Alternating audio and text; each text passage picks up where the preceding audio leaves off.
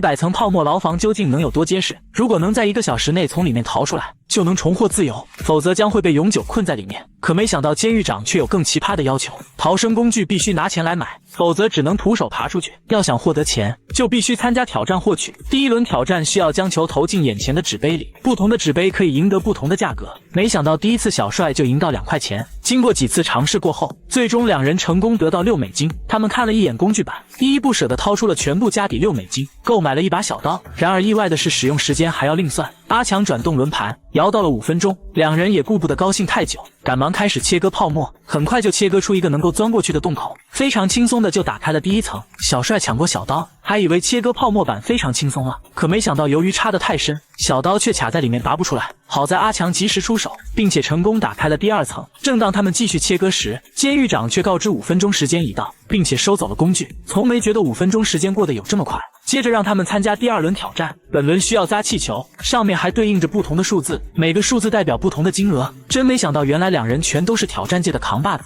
几乎标标命中，很快就赢得了10美金。监狱长搬来全新的工具板，2人思考片刻后，果断选择了斧子。可结果这次只摇到了3分钟使用权，他们也没有过多纠缠，抓紧一切时间想要逃出去。没想到这工具竟出奇的好用，泡沫稀里哗啦的往下掉。经过2人不停的努力下，很快就挖进去一大块。阿强此刻充满动力，非常有信心从里面逃出去。没想到此时监狱长却再次告知使用时间已到，可哪怕是被收走了工具，2人依旧没有放弃，继续徒手挖泡沫。随后2人参加第3轮吹蜡烛挑战。话说这样用力吹就不怕大脑缺氧吗？这要换作虾哥，分分钟将他们全部吹灭。最终本轮2人成功得到9美元。鸡贼的监狱长再次更换了工具板，这时2人只花费3美金购买了一把锯子。阿强直接将轮盘固定到5分钟的位置，监狱长非常气愤，只好帮他们又转动一次。看来真的是天意，监狱长也只好默许了。小帅不停地想要继续往里挖，然而这充分证明了便宜没好货的道理，他只能切割洞口，而深处根本够不到。无奈之下，阿强只好再次拿出5美金，购买了一把锤子。这次摇到了3分钟，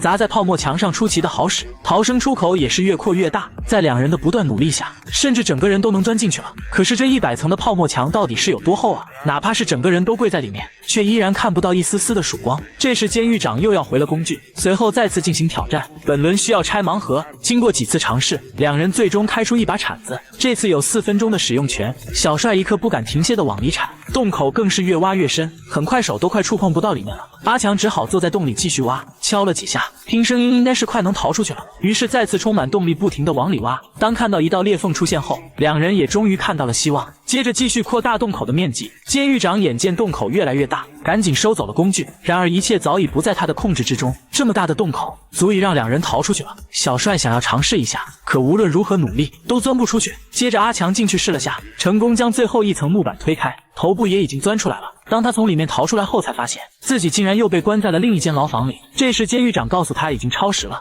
目前的时间是1小时5分钟，并且小帅还没有逃出来。毫无疑问，你们挑战失败了，只能继续关在牢房里。那么问题来了，有什么方法能帮助兄弟俩逃脱吗？